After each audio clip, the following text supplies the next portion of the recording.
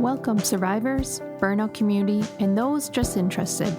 It's Kelly Bubolz, trainer, author, speaker, and your burnout prevention mentor. Burnout is not taboo. It's our reality in this chaotic, fast-paced world. But we're not going to let it drive the narrative to our stories. We're going to do something about it. So let's dig in.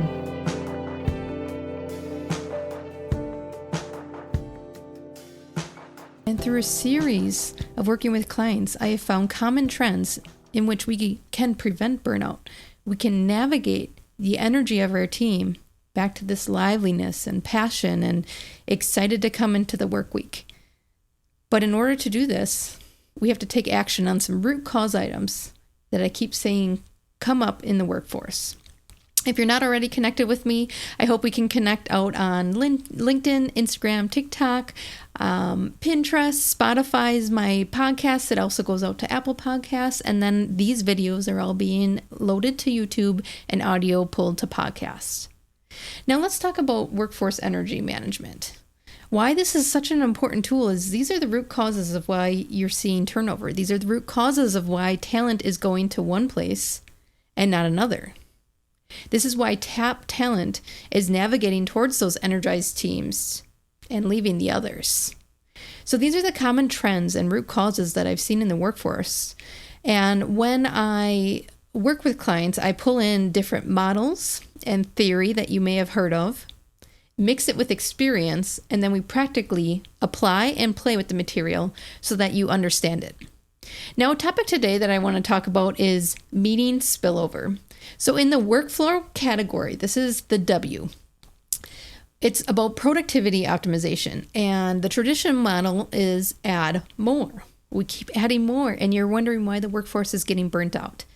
And that's really not the way to optimize your productivity. The way to optimize is to get rid of some of those disruptor factors in operation and process flow. Get rid of some of those broken blinkers that keep coming up and disrupting people in their workflow. And then let's talk about a big category keeps coming up in sessions, and that's effective meetings. So the dysfunction that comes up a lot is meetings spin over. So that means that it's spilling over from one to the next. You walk in and your agenda is just full of meetings. In my podcast episode, Death by Meeting, we break this down a little bit more about how you can prevent death by meeting.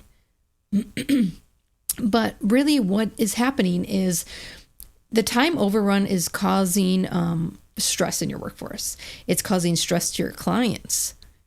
This meeting run over is causing your own chaos in your operations. And what's happening is some behaviors I'm going to talk about next, but this task expansion of not having focused agendas in our meetings, going into that analysis paralysis, over discussion and never coming to a resolution in meetings, all these unplanned items come up because at any point in time, there's a lot going on. But what it's doing is causing another layer of workload in your workforce. And we've lost focus of the meeting. We've lost the action items of the meeting, and now we just have more. This mental overload is exhausting. So by Friday, when your employees and workforce might have actual time to do work, they're done, right? They've added so many layers and complexities through the work week that they just don't want to do it anymore. That's why Friday is the most unproductive day of the week. Now, what's interesting, what's coming out in research in the 4-day work week, research over in the UK, that's coming over to the US, what's coming out in fractional work, what you see on the West and East Coast here in the US, is that when we focus time, when we focus our meetings and agendas and we facilitate them correctly, that we actually have more productivity and need less meetings. So let's talk about what is going on in the meeting spillover. This is the behavior part that I want to bring to light because as a burnout guide, the behaviors we see is mental health struggles. The behaviors that we see is overwhelm, turnover. People are leaving because it's too much. That's a symptom.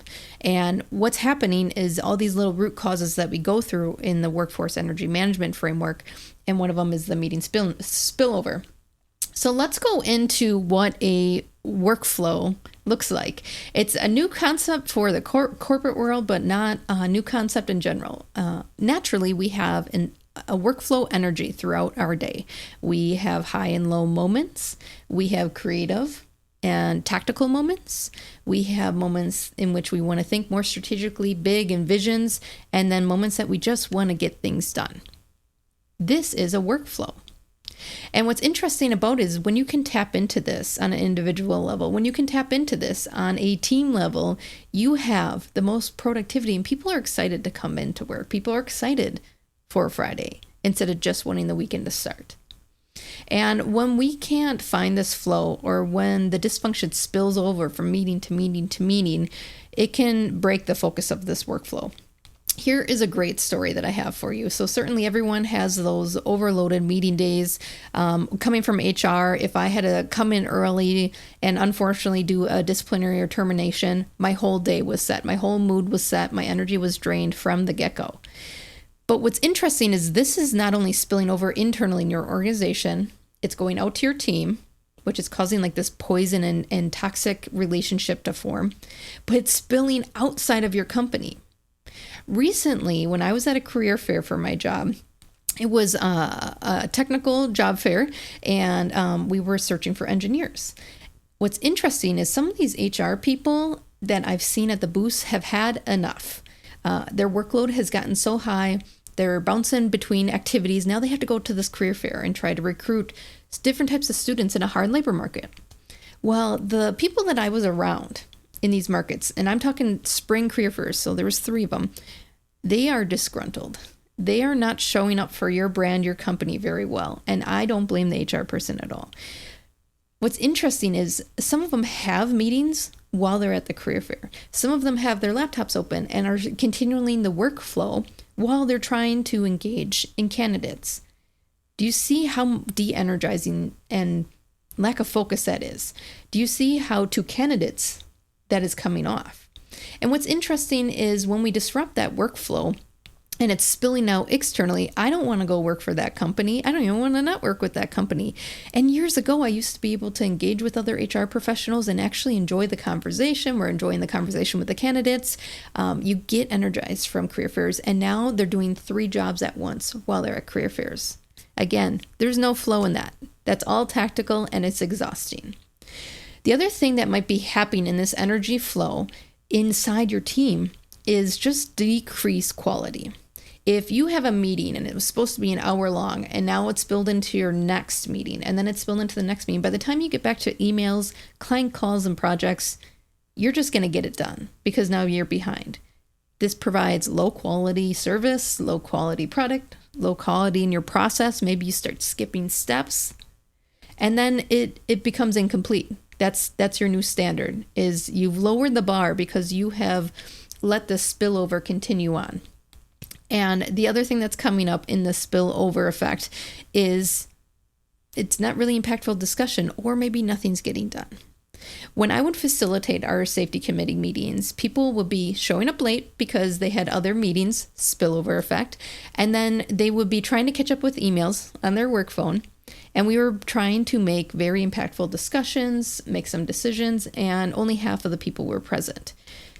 So then we just got things done. Whatever needed to get done, we got done and we left. It was one of my, in my 2 decades of HR, worst meetings. And you all have these worst meetings where people aren't responsive, they're not present, they're distracted, they're late, they're not prepped. So all this discussion is happening and we're only doing it 50%. So it's not a very productive meeting. Now let's go out of this day workflow. Certainly you have to discover your own workflow on an individual level and then find your team flow when you all work the best together, can be creative, do brainstorming, when you just want to do tactical and updates. But I want to give you some action items because I think it's really important for us to move forward. I can sit here and tell you to think differently, but I want this to change. As someone who's going into burnt out workforces over and over again, I'm finding that this is preventable, that we can act on this and actually energize our teams. So here's some action items that you can do within your workforce today after watching this to start to address the meeting spillover, start to go back to effective meetings. I do want to shine light that there is more material within the podcast episode Death by Meeting, my podcast that's located on Spotify and Apple, and my website, Burnout Prevention Mentor. Go check out Death by Meeting. There's some great tactical tools that you can start applying today. Some other actions that you can do is having an effective meeting agenda and facilitator. So I'm used to facilitating because I had union relations. I had to guide very difficult conversations and conflict resolution. It was fairly comfortable for me to keep a pulse on a conversation and keep it moving. I'm also a high I on the disc, which means I like to talk, but I also like to get things moving. I like to get it done. So it's fairly easy for me to facilitate meetings. I will tell you that from working with emerging leaders and middle management that most people do not find this comfortable. Most people don't find it comfortable to guide people and have those stop points to redirect them. So naturally, in this workforce energy management, I have incorporated a facilitator guide path training module in which we discuss how to keep discussions on time, how to reroute back to productive discussion when we get on those little rants or black holes. And then how do we manage emotional outbursts or when someone's really passionate about a subject and we keep dismissing it because we had to stay on an agenda or stay focused? How can we do that in a very compassionate way in which they still have a voice? And then how do we close up meetings? How do we close up discussions with good follow-up so it was worth everyone's time to be there? This framework came into the workforce energy management tool naturally because people are uncomfortable with conflict. So helping and training your facilitators on how to have an effective meeting will be an important factor in your action plan. Now, let's go back. Let's go back to the ineffective meetings and other tools we can do. We have an agenda now. We have our facilitator of the meeting trained, and they are directing the conversation as it flows. They will redirect it when it gets out of that flow. What is the objective of this meeting? Sometimes we have routine meetings because we've always had them. We have routine meetings because it's a good checkpoint, but now we have technology. So this is a good time to have a meeting about your meetings. Doesn't that seem kind of counterintuitive? But it will be productive when you actually discover the meetings you do need to have and where you can now leverage technology. Say if your company's on Outlook and Teams, you can set up a Teams channel in which all your meeting information and data is collected there. All your meeting information and data is there before the meeting. Imagine how much time waste goes away. And imagine how many meetings you might not need to have as long as everyone's active on that channel, which means you don't have to respond, but you can like the post showing I saw it and I'm responding that I saw it and acknowledge your updated file. This is a good history tool for meetings to come. So a year from now, and we're like, why did we make that decision? You can go back in history on your Teams channel and see why we made that decision. Again, we're looking at meetings to be more impactful updates. We need to make big decisions or reroutes. Or maybe it's more of a brainstorming project and we have to come up with a new slate, a new creative way to do things. That's what meetings should be. But meetings today have just been updates that could have been an email. Death by meeting. So what is the objective of the meeting? Make the agenda around it, and the facilitator should be trained on how to guide your team through that. Now, I want to talk about the use of technology because I have met a client that used technology too much and they got rid of too many meetings that they actually became dysfunctional. So what, again, that is rerouting. So maybe you get rid of too many meetings. Now there's miscommunication happening because we're not meeting enough, that everything's through words and communication is being lost. People are assuming things. Some details are being left out. Let's reroute and meet again. Maybe you only need to meet once a month, not every week. So again, play with this pulse of your meetings. What do you need to do? Get rid of the rest. The other thing to acknowledge is that your workforce currently has a flow. So like I said, Fridays are the most unproductive day of the week.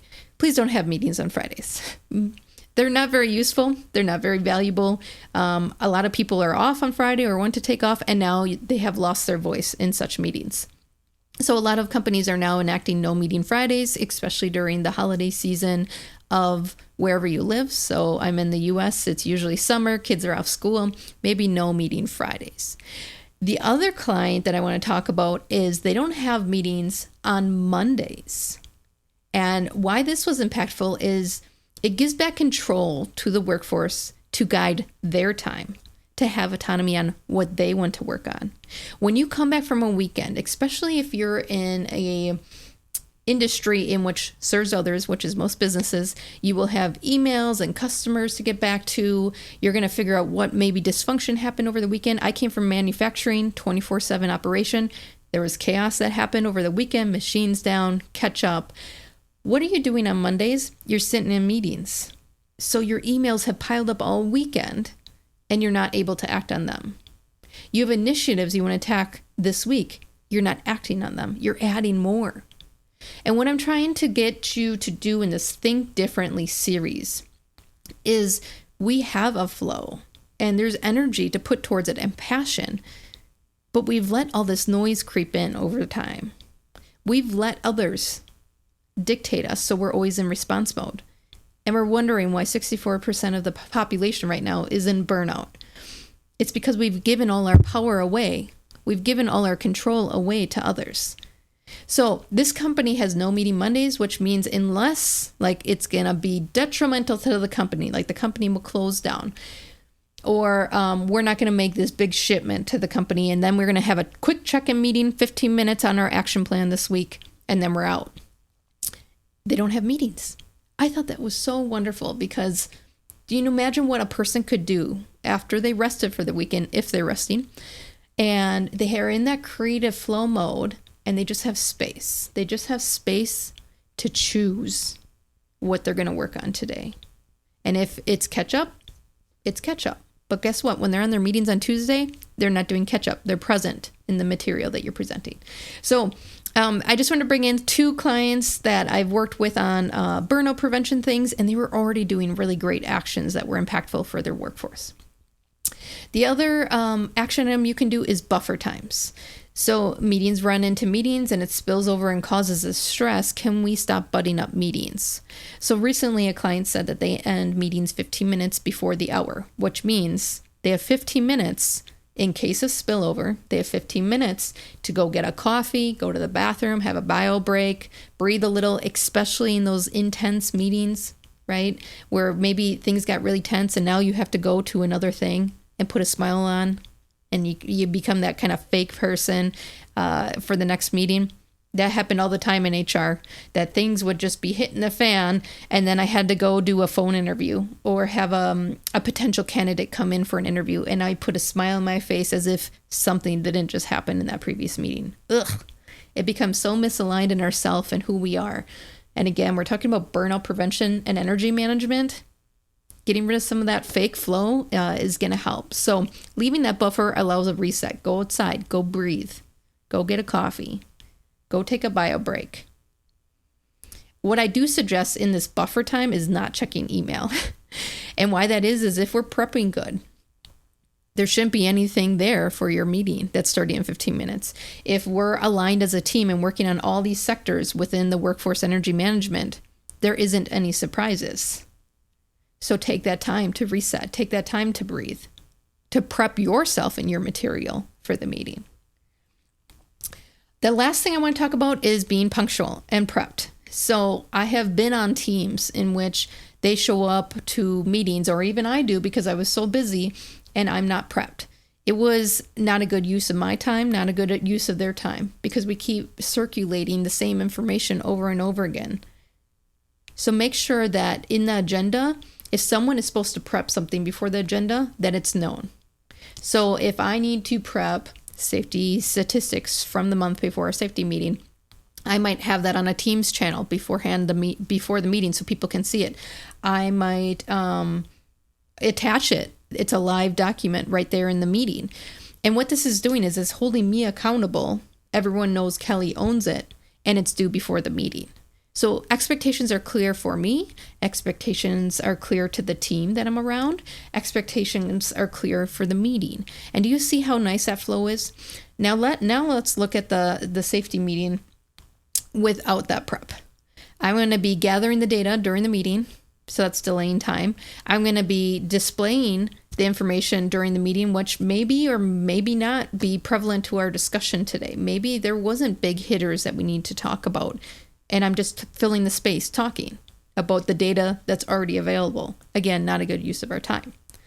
So being punctual and prepped will get rid of some of this noise and distraction that has naturally come in, where if we have an hour, we fill the hour. And if we prep, if we have the right technology in place, if everyone has the expectations clear, these meetings are fast, they're effective, and they're actually kind of fun because it's energizing when things are running smoothly. It's energizing when you're in a team that's succeeding. So again, if you want more information on how to prevent death by meeting, go to my podcast, Burnout Prevention Mentor. I load episodes every 2 weeks, and this is a little different than Think Different. These are more burnout tools that you can do in your organization to help them out of that blase state, that zombie state where day after day, they're just kind of coming into work, and getting back to that liveliness on an individual level. My Think Differently series here is more on the team level, working with the workforce and clients. If we have not connected yet on creating your own program within the workforce energy management program, let's go ahead and do this. It's kicking off great. It's taking all these burnout prevention tools and getting rid of symptoms of mental health and things that are happening in your workforce and getting down to root causes so that you're not just providing therapy, third-party therapy services like your EAP. I did do that in HR. You're providing more mental health in your benefit plan and some chronic disease management in your benefit plan, but then they show up at work and they're still stressed. So I'm sorry, but box breathing doesn't help that. I was doing the box breathing, I was doing the therapy, and I still had to show up for work just underwater every day. So we're going to root causes in this model. We're slowly working through the material, through change management, getting these teams on board, back to energy. But in order to do that, we're going to have to think different. I know you're not lazy. Most people in burnout are high performers, those serving others before themselves. Don't discount this step today, the action in which you focus on your self-growth. Piecing together the puzzle is half the journey. Rediscovering yourself, energy, and establishing new habits is the other. Do not underestimate the untapped inner strength inside you. Explore more resources on my website to move from zombie mode back to liveliness. See you soon.